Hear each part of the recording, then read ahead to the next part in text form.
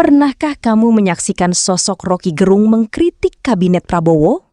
Di video ini Anda akan menyaksikan Roky Gerung mengatakan bahwa kabinet Prabowo tidak bisa lagi diperbaiki, tapi diganti. Simak sampai selesai. Enggak, rejim Prabowo itu nggak bisa diperbaiki, diganti itu. Maksudnya gimana sih? Ya. Kemarin, Assalamualaikum warahmatullahi wabarakatuh. Bismillahirrahmanirrahim. Iya, bismillahirrahmanirrahim. Roky Gerung! Henry. Gua nggak perlu inilah panjang lebar. Iya, nggak perlu lah. Bang, lu kenapa sih nih banyak dituduh katanya lu melempem sekarang, nggak terlalu keras? Yang ada yang lebih keras dari gue sekarang, coba siapa? Ya, gua nggak tahu. Nggak, tapi katanya lu dibandingkan intensitas mengkritisi Jokowi dibandingkan zaman Jokowi dan jelas sekarang. lah, kalau zaman Jokowi kan ngaco di semua hal gitu. Kan itu juga yang mesti fair. Kan gue milih sendiri objek kritik gue, milih momentum, milih strategi gitu. Masa disama-samain?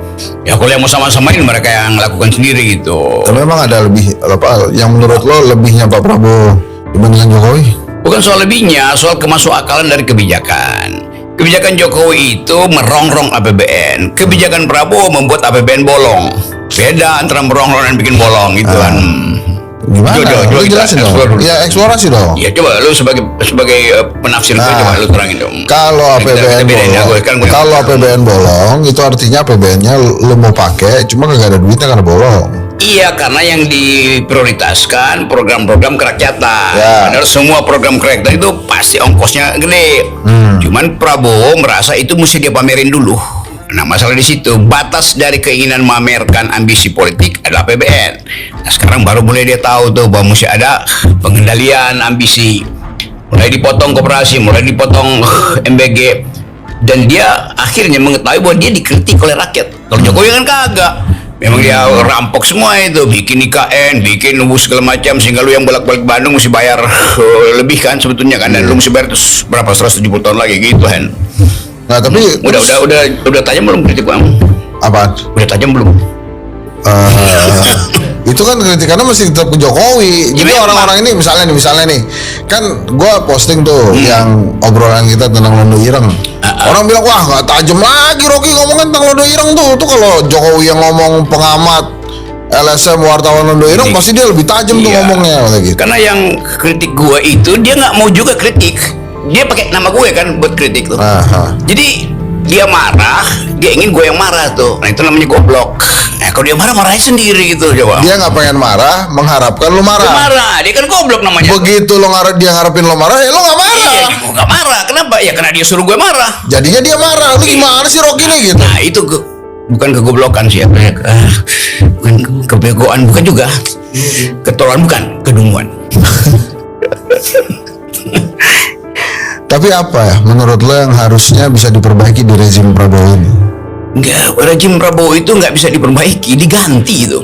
Maksudnya gimana sih? Ya kabinetnya dibatalin dulu. Yang 100 orang itu?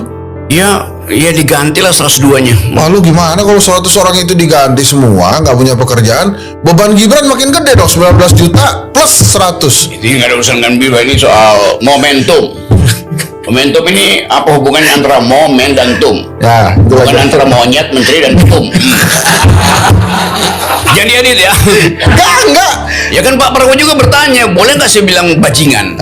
Terus? Dia nanya ke gue sebetulnya, padahal gue udah pernah bilang tuh, Jokowi bajingan tolol. Kan nggak bisa gue bilang Prabowo hal yang sama, karena dia bukan Jokowi, begitu bedanya. Nah terus? Lalu edit sendiri kan? Enggak, gue nggak edit sendiri. Enggak, jadi balik lagi ke pertanyaan gue. Itu udah lo jawab tadi yang pertama, diganti rezimnya 100 orang itu. Terus? Ya mesti diganti, gini nih. Prabowo bikin perjanjian politik dengan partai-partai. Dia berlaku 5 tahun. Normatifnya begitu. Tapi isi dari perjanjian politik adalah kapasitas menteri-menteri ini diuji setiap tahun. Ini udah 2 tahun kapasitasnya nggak ada. Dengan sendirinya perjanjiannya mesti batal. Batal demi akal sehat dong. Masa 2 tahun lagi masih begini? Ya marah lah Bem. Siapa yang bakal marah tuh? Tio pasti marah tuh. Tio nggak pernah marah, dia ngamuk. Yang marah itu adalah murid gue di FKUI. Siapa? Fatma itu. Fatima lah. Fatima dia marah, biar sama Tio ngamuk gitu. Oh. Jadi menurut lo satu-satunya cara rezim ini diganti semua tuh. Semua. Wapres enggak, Wapres? Ya Wapres kan bagian dari gue cari istilah yang aman nih. Bagian dari incapacity itu. Mudah-mudahan dia nggak ngerti bahasa Inggris. Jadi kalau menteri terus gini, kan itu udah 100 orang diganti. Itu diganti 100, diganti orang baru 100 lagi atau lebih kecil sebaiknya? Ya diganti 2 pun cukup. Kalau dua orang itu otaknya setara dengan yang 100 itu, karena cuma ganti kualitas bukan ganti kuantitas. Nah, Bowo kan janjikan waktu itu kapasitas besar ini justru dimaksudkan untuk dipamerkan supaya bisa dipenggal-penggal. Kalau kabinetnya Pak Prabowo cuma 7, nggak mungkin dia ganti karena pasti efisien. Ini udah boros, nggak mikir itu. Diganti yang mestinya nggak bisa diganti karena itu 5 tahun lagi itu. Yang diganti kayak mobilan Rover itu kan, ya kapnya aja diganti itu, mestinya biar aja tuh. Dia masih pengen beli Land Rover itu, bro. Gue nggak mau beli, gue merampok. Itu. Udah, jadi cuma gitu doang, nggak ada lagi. Ya apa lagi coba? Coba apa penyelesaiannya? Lu mau batalin MBG, mau batalin koperasi, nggak bisa, itu ada di konstitusi. Tapi kan koperasinya korupsi. Iya, koperasinya korupsi. Ya koruptornya yang dihajar, bukan koperasinya. Kalau kuku lu bermasalah, ya kuku lu yang dicabut, bukan jempol lu yang diamputasi, kan gitu. Terus ada yang bilang juga, aduh ini Prabowo sekarang bawa ideologi sosialis. Ya memang musuh sosialis lah, Indonesia musuh sosialis. Ngeganti sebelumnya gitu, yang kapitalis. Iya jelas lah. Kalau sosialisme itu bukan keinginan Prabowo, itu keinginan Soekarno, keinginan Hatta, keinginan Sultan Syahrir. Kan itu tokoh-tokoh kita kan dasarnya itu. Gue baru baca buku-buku lama yang pikiran Soekarno, pikiran Hatta segala macam. Bukunya di situ tuh. Nih yang koleksi tuh Krisna. Bayangin Krisna bekas jadi anggota DPR tapi dia masih baca buku, bahkan koleksi. Nah, yang sekarang itu dia koleksi Tamiya. Yang mana? Nggak ada lah. Yang mana yang koleksi Tamiya? Koleksi kartu anggota baru segala macam. Sebelumnya kali, bukan yang ini. Ya, masih juga, banyak juga. Kenapa? Jadi menteri tidak berpikir. Akibatnya apa? Sosialisme yang ingin diedarkan Prabowo tidak punya back history. Tanya sama Bahlil. Paham nggak dia tentang buku, misalnya bukunya Bung Hatta, Alam Pikiran Yunani. Misalnya buku Bung Hatta tentang asas-asas koperasi dari siapa namanya itu tokoh yang selalu disebut itu, Werner Hombart itu. Ya pasti sih Bahlil bilang ya nggak perlu baca buku. Ini era di mana semua hal tidak perlu pakai buku tuh. Oke Dinda, gitu ya, oke Dinda, semuanya jawab begitu tuh. Kenapa dia begitu? Dia frustrasi, dia ditolak di UI, padahal dia karena nggak bisa baca buku ya. Nah kesalahan Bahlil, dia udah punya jaket kuning, masih ingin punya jaket kuning satu lagi dari UI, yang nggak bisa itu. Jaket kuning satu aja dia nggak mampu kok. Jadi kualitasnya Bahlil teman gue, tapi dalam percakapan politik kita mesti kasih kritik pada dia. Ya. Jadi kualitasnya itu yang mesti diganti, mesti ditingkatkan. Diubah cara melihat ideologi itu. Jadi presiden menginginkan ada semacam state capitalism atau new kind of socialism, tapi kabinetnya nggak paham. Akibatnya apa? Presiden sekarang dia bukan lagi presiden, jadi juru bicara kabinet. Jadi kabinet PR-nya lewat presiden. Dia mau marah tanggung karena dia punya perjanjian politik. Tapi prinsipnya perjanjian politik tidak boleh membuat presiden tersandra secara politik dong. Karena itu mesti diganti. Rocky masuk kabinet bayangan nggak sih? Nggak ya? Apa? Kabinet bayangan lu bener nggak? Masuk gua. Masuk loh. Bikin bayang-bayang buruk di kabinet. Bikin bayang-bayang buruk pada para menteri itu. Gitu. Aduh. Nih, gue pertanyaan lagi. Ada yang bilang begini, presiden itu sebaiknya tidak dikasih mikrofon tuh. Kalau dikasih mikrofon, dia ngomong macam-macam, jadi kacau balau di pasar, kacau balau, ekonomi kacau balau. Komentar lo gimana? Yang penting dia kasih mikrofon, tetapi yang dengar itu ditutup pakai earphone itu supaya nggak dengar uraian presiden. Nah, gimana? Ya supaya dia nggak komentar-komentar kan? Maksud lu gimana sih jadi? Lu gua kasih mikrofon, lu ngomong tapi gua pakai headphone buat tutup omongan lu itu. Jadi nggak dengerin kita. Gak usah dengar. Tapi kenapa kemudian presiden senang banget impromptu, spontan? Karena nggak ada orang yang bisa ucapkan apa yang dia pikirin, maka dia bicara sendiri. Kan semua yang diterangin presiden harusnya yang nerangin itu Menteri. saya, yang nerangin itu Caimin, siapa lagi tuh menteri-menteri itu Nusron segala macam tuh. Nah, Nusron nerangin ke UGM aja nggak mampu, bagaimana coba nerangin pakai mikrofon? Gitu. Jadi sebetulnya apa ini presiden dengan out of context dari pidato Ada lag itu? antara ide presiden Gap. tentang sosialisme, tentang ekonomi kerakyatan, tentang welfare society, dengan kapasitas menteri-menteri ini. Kalau presiden bilang, oke, negara harus terlibat, itu artinya aktivitas ekonomi harus dikendalikan oleh negara. Oh, itu state capitalism. Memang. Apa yang buruk di situ coba? Konsekuensinya apa misalnya? Ya, Bank Indonesia mesti dilibatkan dalam pembuatan kebijakan tuh. Berarti dia mesti ikut rapat kabinet gitu. Jadi dia separuh bagian dari kabinet. Orang akan marah tuh. Loh, itu kan mestinya independen. Iya, independen itu hasil keputusan IMF dan Indonesia di awal reformasi. Karena begitu banyak negara yang bank sentralnya itu dikendalikan oleh pemerintah. Supaya apa? Supaya ada kemampuan untuk mengatur defisit berapa, kelebihan uang beredar berapa.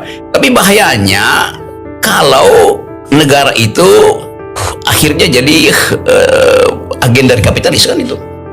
Jadi kalau presiden bilang state capitalism, sosialisme itu dia mengatasnamakan bangsa. Tetapi kalau outputnya ternyata menguntungkan oligarki, artinya kabinetnya nggak bekerja. Kan kabinet mesti mencegah supaya pikiran presiden tidak justru menguntungkan oligarki. Ilmu komunikasi kan bilang begitu. Kalau objeknya tidak mengerti si subjek, nah si objek itu harus mengambil alih pikiran si subjek. Tetapi si objek ini memang tidak sekapasitas dengan si subjek. Sama seperti kalau Prabowo lagi beredar ke luar negeri, dia bisa ngomong sama Putin, dia bisa ngomong sama Donald Trump, ya tapi menteri nggak bisa ngomong kan, apalagi ke bangsa. Jadi Prabowo main terlalu tinggi sebetulnya, sementara kabinetnya itu terengah-engah loh, dan takut untuk berdebat. URI sekarang Universitas Republik Indonesia, menurut lo gimana itu? Kan ada yang bilang ini bangunannya belum ada, tapi kenapa kemudian universitas bosnya gubernur? Itu isu sampingan begitu. Sampingan begitu nggak perlu dibahas ya. Tapi apa ide-idenya? Apa kan lo sering ngobrol sama presiden? Iya, ngomong dong. Enak aja gue ngobrol sama presiden, nggak ada begitu. Nggak, jadi gimana URI ini gimana? Ya tetap ada ide untuk menjadikan Indonesia ini pusat finansial dunia, pusat pikiran dunia, upaya untuk backup sistem pendidikan. Tiba-tiba ada URI, dikulik-kulik, ternyata URI itu udah dibatalin oleh siapa di Perancis pada waktu itu tuh. Tapi ide itu tetap di situ kan. Kan tugas presiden mencerdaskan kehidupan bangsa. Dia cari modelnya URI itu. Lingkungan dia iyain. Tiba-tiba ada masalah, dibully si presiden. Ya kenapa? Ya lingkungannya nggak ngerti, dia nggak riset habis-habisan kan. Kan belum terbiasa juga atau belum paham juga tentang URI itu. Udah 2 tahun nggak paham tuh kan. Betul lu tuh. Kalau karena dia nggak paham diganti aja kan. Iya dong, gimana? Apalagi coba? Terus punya ide apa lagi presiden yang dadakan-dadakan yang bikin bingung orang-orang ini apa lagi? Nggak bingung kalau presiden ngomong. Oh, lo nggak bingung ya? Yang bingung tuh orang yang nggak paham. Nah, jangan-jangan emang itu masukannya dari lo semua tuh? Nah, gue nggak kasih masukan, gue tunggu keluarannya. Nggak, terus gini, kalau lo ngelihat Prabowo sekarang ya, terus ada yang bilang, wah ini sih sebentar lagi jatuh nih, menurut lo? Iya, itu kalau lihat surveinya Saiful Mujani drop jauh dari 81 ke 51. Tapi kalau kita balik misalnya, negatif impressionnya Prabowo berakibat apa pada wakil presidennya tuh? Lalu orang mulai ragu tuh. Ya kalau Prabowo tinggal 51%, itu artinya Gibran tinggal 2%. Kan ini satu paket. Jadi kita mesti lihat Prabowo itu drop elektabilitasnya atau likability-nya, ya kan ada Gibran di situ. Coba Henry Satrio ada di situ. Itu pasti lebih turun lagi. Jadi kalau Gibran misalnya demi mungkin secara konstitusi masih bisa dipersoalkan asal usul genealogi dari kehadiran dia sebagai wapres dimulai di DPR, diproses, itu pasti naik lagi tuh. legitimasi pada presiden. Karena diam-diam orang merasa ya presiden sendirian tuh, si wapresnya ngapain di situ. Nah, itu yang mesti diterangin. Tapi mungkin Saiful Mujani nggak mau analisis faktor itu kan. Jadi menurut lo sampai nih 2029 omongan orang-orang, wah ini nggak nyampe 2029 nih. Dia pasti sampai kalau dia lakukan apa yang kita bicarakan tadi, radical break. Ganti semua. Ganti, kalau nggak diganti, ya minggu depan juga nggak nyampe. Dan gue kira nanti minggu depan pasti ya ada overhaul habis-habisan, ada pembersihan yang lebih radikal. Tapi mungkin dicicil sampai Oktober. Ini dugaan gue, bukan karena pembicaraan dengan seseorang. Oh, nah tapi gue ngelihatnya ya, kalau gue misalnya kita ngomongin Polri, Panglima, Jaksa nggak diganti-ganti, menurut gue sih terserah aja secara presiden. Tapi banyak yang nanya kenapa Presiden Prabowo tuduhannya takut mengganti Kapolri, Panglima dan Jaksa. Jadi kata-kata takut itu mencari garis bawah itu. Kalau menurut gue sebenarnya dia nggak takut, ini mengenai azas kepentingan aja. Tapi kalau gue jelasin kan buat apa ada lu di sini? Jadi menurut lu gimana, Bang? Ya kalau gue jelasin lu juga nggak paham kan, karena sebagian besar gue akan jelasin. Lu jelasin aja deh. Lu udah 2 kali nih bikin Ya malu. kan politik itu ukurannya momentum. Itu buku gua. Iya, itu momentum, bukan monyet menteri ketum. Enggak, bukan. Jadi gimana? Lu jangan elit-elit ya. Jangan. Ini pembicaraan antar warga negara. Iya. Dengan yang di atas. Iya, ngapain tadi? Itu gimana jadi tadi? Apa tadi? Enggak, ada bahasa katanya takut mengganti Prabowo tuh presiden. Ya nggak mungkin dia takut dong, dia presiden kok. Jadi kalau dikatakan dia takut, artinya ada perjanjian yang mesti dia hormati. Kalau dia dia trespass perjanjian itu, maka dia dianggap tidak etik. Tetapi sekali lagi, perjanjian politik itu tidak boleh permanen. Apa perjanjian politiknya? Bahlil, Caimin, apalagi Julokas, hanya perjanjian politik. Lu ganti Bahlil, orang senang Bahlil diganti. Tapi perjanjian politik mengatakan Bahlil diganti, maka yang mesti ganti dia adalah Demokrat, PDIP, PAN, tidak dari Golkar juga. Ya. Lu mau ganti siapa? Caimin. Kenapa gua mau Caimin ya? Ya kenapa? Apakah dia termasuk termasuk sebagai 3 kancil? 1 dari 3 kancil yang disebut Prabowo. Ya, tapi kalau pun diganti, ya mesti dari PKB. Tetapi kalau udah 2 tahun, kapasitas dari mereka yang bikin perjanjian tidak memungkinkan presiden tampil secara efektif, ya mesti dibongkar perjanjian itu. Nah, itu fungsi dari kedai kopi, supaya jangan sekedar jadi kedai doang, harus jadi markas pemberontakan. Ide-ide ini maksudnya. Berani nggak lo? Anda jangan ketawa-ketawa aja Anda nih. Namanya di sana ini lenong bocah. Oh gitu. Iyalah. Coba gue liat jam lo. Nah, tuh lihat tuh. Wah, ini gue pernah lihat nih jam ini. Ini mah jam Putin dulu punya jam macam ini, masa lu? Ini bentar lagi Koni di Bakri kemarin. Itu jam-jam Rusia tuh. Coba deh lo lihat deh. Nih, dia berhasil hidup nih jam nih. Morris, iya jam Rusia, di pilot pula nih. Iya, Pilot watch. Itu pertanyaannya kenapa jam Rusia bahasa Inggris? Ya, pada waktu itu semua diterjemahkan lewat bahasa Inggris dong, supaya ketahuan bahwa itu ada mutunya nih.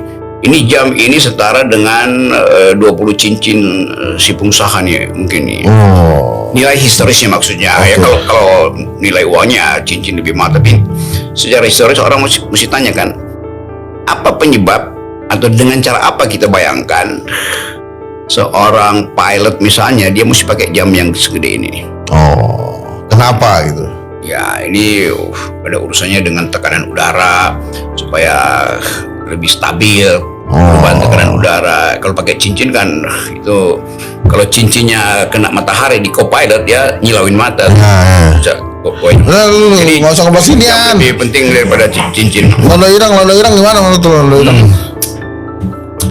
Londo Ireng. Apa isunya Londo Ireng? Iya, kenapa kemudian tiba-tiba presiden nyebut Londo Ireng? Ya karena kosakatanya ada di situ, cuma itu aja kan. Menurut lo pantas nggak presiden ngomong itu? Pantas saja. Yang nggak pantas menafsirkan itu melebihi sifat gue mesti cari kata tuh supaya nggak kena deli ya apa? Kan kita sebut londo ireng itu upaya untuk saling ngeledek antara. Ya nggak, bukan soal antara, bahwa kata itu sendiri kata ledek, lu londo ireng lu, penjilat lu gitu. Ya. Tapi orang bongkar akarnya tuh. Orang bilang londo ireng itu bukan orang Indonesia sebetulnya. Londo ireng itu pertama-tama dipraktekkan oleh tentara Belanda karena dia prajuritnya nggak mampu untuk jaga imperialismenya dia di Afrika, Asia dan sebagian di Amerika Selatan, maka dia sewa mercenary dari Afrika. Kan yang pertama-tama jadi londo ireng ya tentara bayaran Afrika, bukan Indonesia dong. Nah, tapi kenapa kemudian presiden sampai berucap itu? Ini dia belum balas WA gue. Belum balas WA. Gue tanya. Oh, keren juga ya. Terus kenapa ini kemudian banyak kehebohan nih, Agrinas 1,8 triliun kipas angin, isu-isu begitulah. Itu bukan kehebohan, hal yang pasti akan terbuka. Kenapa? Karena heboh di dalam institusi itu sendiri kan. Kan itu bukan heboh antara kedai kopi sama kedai Agrinas. Bukan. Ya hebohnya di dalam dia sendiri. Artinya di awal tidak ada yang stabil di situ atau pembagian bukan pembagian keuntungan sih. Pembagian janjinya nggak stabil.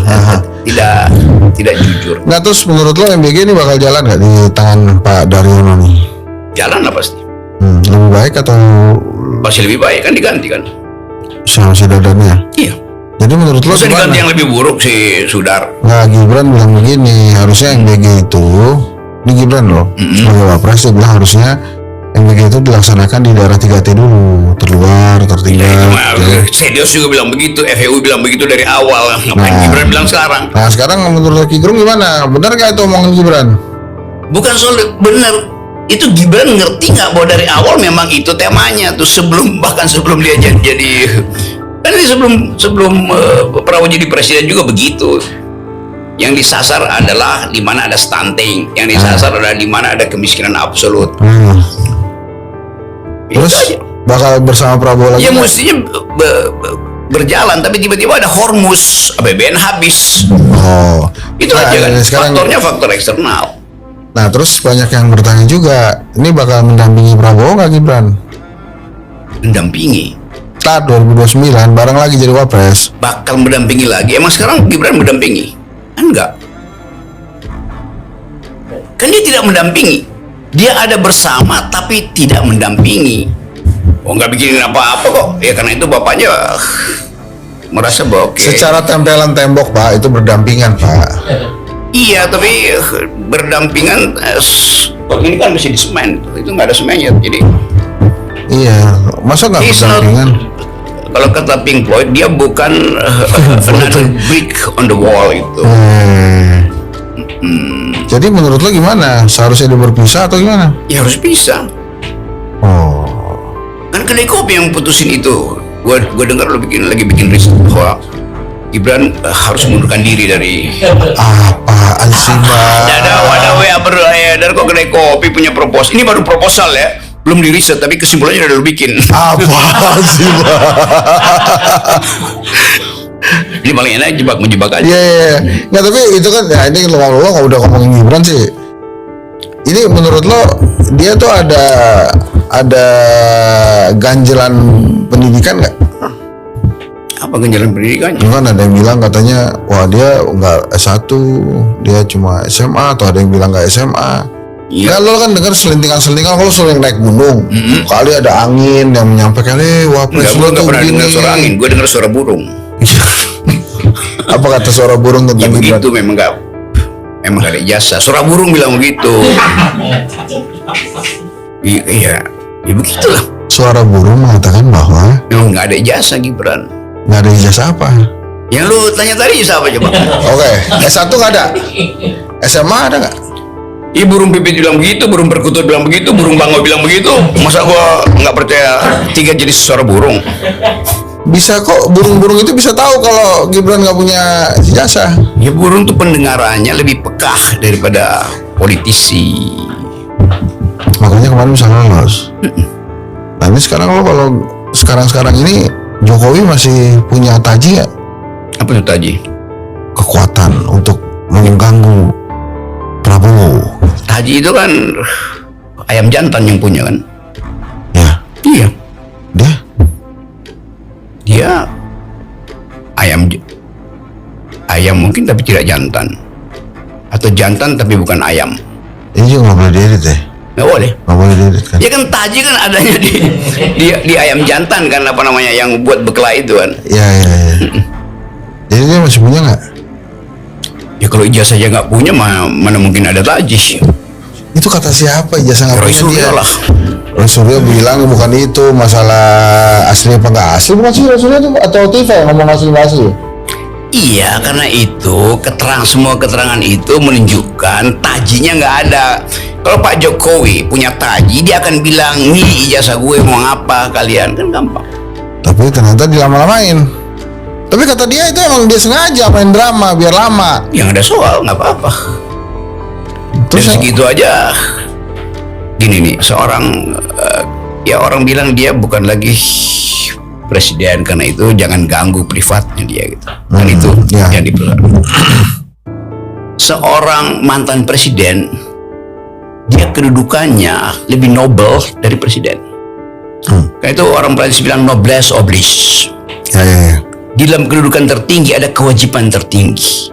Begitu dia berhenti jadi presiden, dia jadi tokoh mulia. Nah, orang yang mulia itu gak boleh lagi menyimpan semua hal yang ingin mencelakakan orang. Kalau dia menyimpan ijazahnya bertahun-tahun, dia ingin mencelakakan Roy, dia ingin mencelakakan Tifa, dia ingin mencelakakan publik. Jadi justru karena Pak Jokowi sudah mantan presiden, moralnya lebih tinggi ketika dia masih presiden.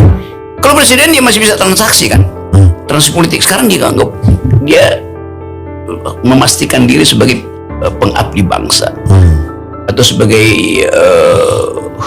pendeta itu kan. Maka dia nggak boleh berbohong, atau dia nggak boleh memainkan individualitas dia atau arogansi dia untuk biarin aja, atau di ujung gua akan hukum dia tuh kan. It's an immoral action. Oke. Gue geser topik lagi.